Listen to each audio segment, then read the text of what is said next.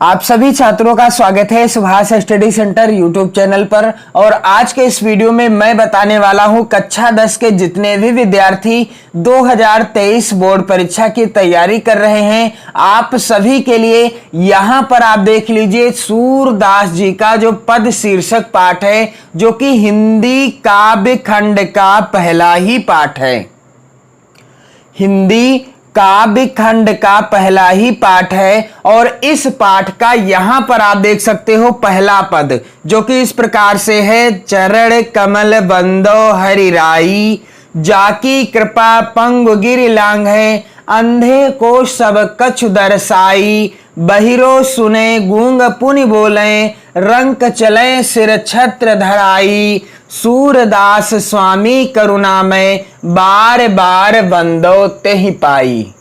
तो इस पद्यांश का पहला प्रश्न क्या है? उपर्युक्त पद्यांश का संदर्भ लिखिए। दूसरा प्रश्न पूछा गया है रेखांकित अंश की व्याख्या कीजिए। और तीसरा है किसकी कृपा से लंगड़ा व्यक्ति लांघ जाता है। तो अब 2023 में जो आपका हिंदी विषय का पेपर होगा बोर्ड की परीक्षा में, अब इसी तरह से पेपर होगा। मेरे कहने का तात्पर्य है कि जो पद्यांश आएगा आपकी बोर्ड परीक्षा में, पद्यांश के नीचे अब आपको 3 प्रश्न देखने को मिलेंगे। पहले क्या होता था कि पद्यांश होता था और प्रश्न लिखा होता था कि पद्यांश का संदर्भ लिखिए, काव्यगत सौंदर्य भी लिखिए तथा व्याख्या कीजिए। यानी लिखा होता था निम्नलिखित पद्यांशों में से किसी एक का संदर्भ, व्याख्या एवं काव्यगत सौंदर्य स्पष्ट कीजिए। लेकिन अब की बार बदल गया है, थोड़ा सा पैटर्न चेंज हो गया है। और यदि आप देखना चाहते हो कि हिंदी विषय का पैटर्न क्या हो गया है, यानी पेपर जो आएगा आपकी बोर्ड परीक्षा का वह कैसा आएगा, तो आपको चैनल की प्लेलिस्ट में वीडियो मिल जाएगी, आप देख सकते हो। और यहाँ पर आप देख पा रहे हैं कि जो पद्यांश आएगा इसमें अब 3 प्रश्न होंगे। प्रत्येक प्रश्न कितने अंक का होगा? 2 अंक का, यानी कुल आपको 6 नंबर ही मिलेंगे जैसा कि मिलते थे।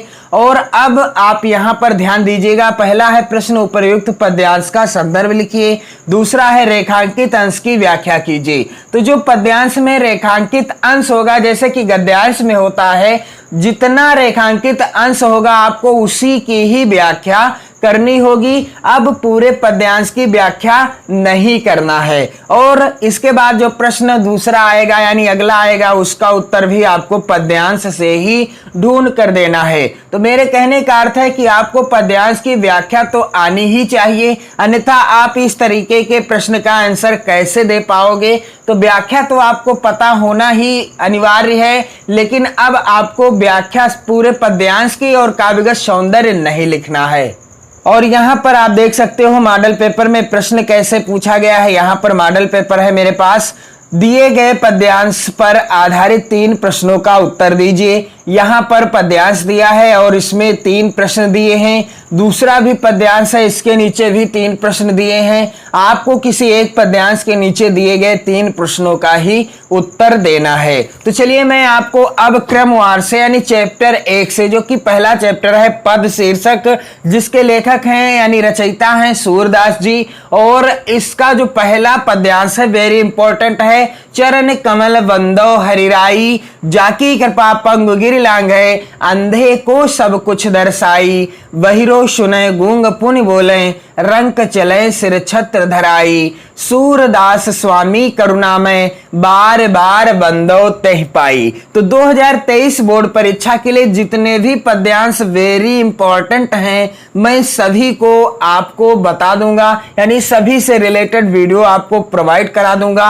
आपको रेगुलर वीडियो मिलेगी। आप चैनल को सब्सक्राइब कर लीजिए और 2023 बोर्ड परीक्षा की बेहतर तैयारी करना स्टार्ट कर दीजिए। तो यहाँ पर पहला प्रश्न है पद्यांश का, उपर्युक्त पद्यांश का संदर्भ लिखिए।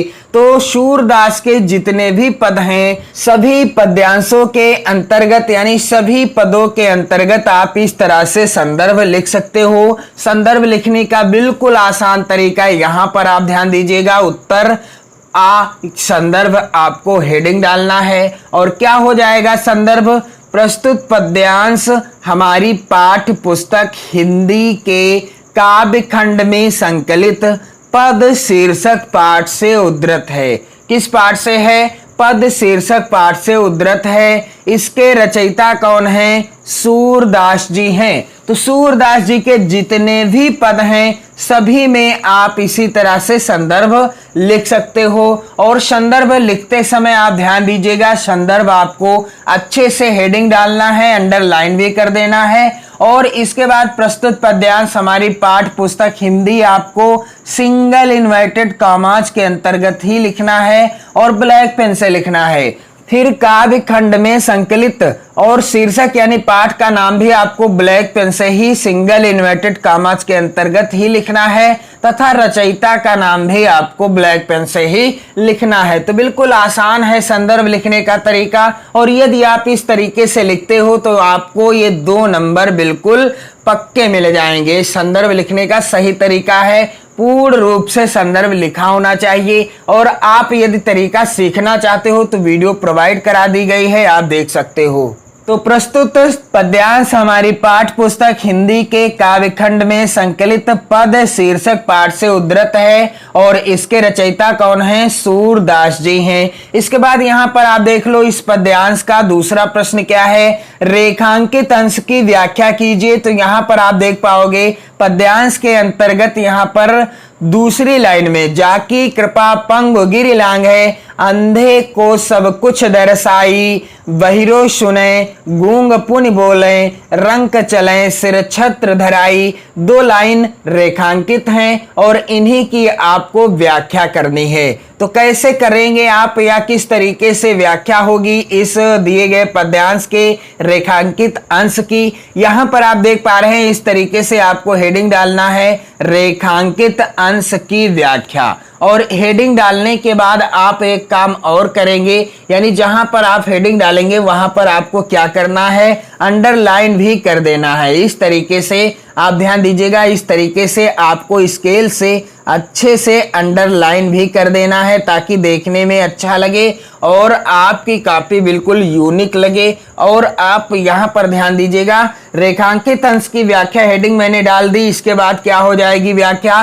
कि सूरदास जी कहते हैं, क्या कहते हैं? कि मैं ईश्वर के कमलवत चरणों की वंदना करता हूं। मैं अपने भगवान श्री कृष्ण के कमलवत चरणों की वंदना करता हूं। क्यों? क्योंकि जाकी कृपा पंगु गिरि लांघे, अंधे को सब कछ दर्शाई। जिनकी कृपा से पंगु अर्थात लंगड़ा व्यक्ति गिरि अर्थात पर्वत को लांघ जाता है, पार कर जाता है। अंधे को सब कुछ दर्शाई अर्थात अंधे व्यक्ति को सब कुछ दिखाई देने लगता है। बहिरो सुने, बहिरा व्यक्ति सुनने लगता है। गूंग पुनि बोले, और गूंगा व्यक्ति दोबारा बोलने लगता है। रंक चले सिर छत्र धराई, और जो गरीब व्यक्ति होता है वह अपने सिर पर राजश्री छत्र धरकर या धारण करके चलने लगता है। तो इस तरीके से आपको व्याख्या लिखने कैसी है? तो यहां पर आप देख सकते हैं कि सूरदास जी कहते हैं कि मैं ईश्वर के कमलवत चरणों की वंदना करता हूं, जिनकी कृपा से लंगड़ा व्यक्ति पर्वत पर चढ़ जाता है, अंधा सब कुछ देखने लगता है, बहरा व्यक्ति सुनने लगता है, गूंगा व्यक्ति बोलने लगता है और निर्धन व्यक्ति सिर पर छत्र धारण कर चलने लगता है। तो इस तरीके से यहाँ पर इस पद्यांश के अंतर्गत जो रेखांकित अंश है उसकी व्याख्या हो जाएगी।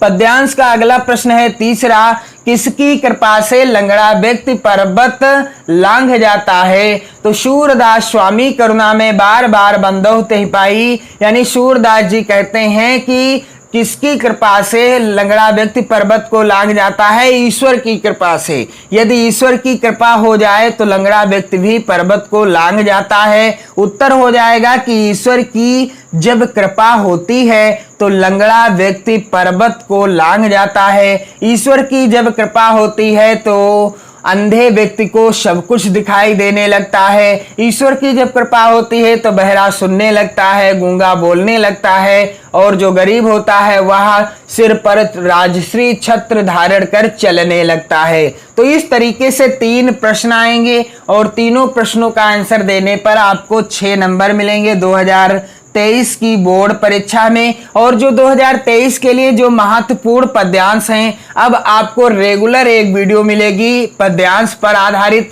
तो आप चैनल को जरूर सब्सक्राइब कर लें और वीडियो को ज्यादा से ज्यादा मित्रों में शेयर कर दें। मैं आपको इस पद्यांश से रिलेटेड जो प्रश्न पूछे जाएंगे बिल्कुल क्लियर करा देने वाला हूं। अब आपको रेगुलर वीडियो मिलेगी प्रत्येक चैप्टर से। मैं प्रत्येक महत्वपूर्ण पद्यांश से रिलेटेड वीडियो आप सभी को प्रोवाइड करा दूंगा। बस आप चैनल के साथ जुड़े रहें, वीडियो को शेयर करते रहें और 2023 बोर्ड परीक्षा की बेहतर तैयारी भी करते रहें। जय हिंद।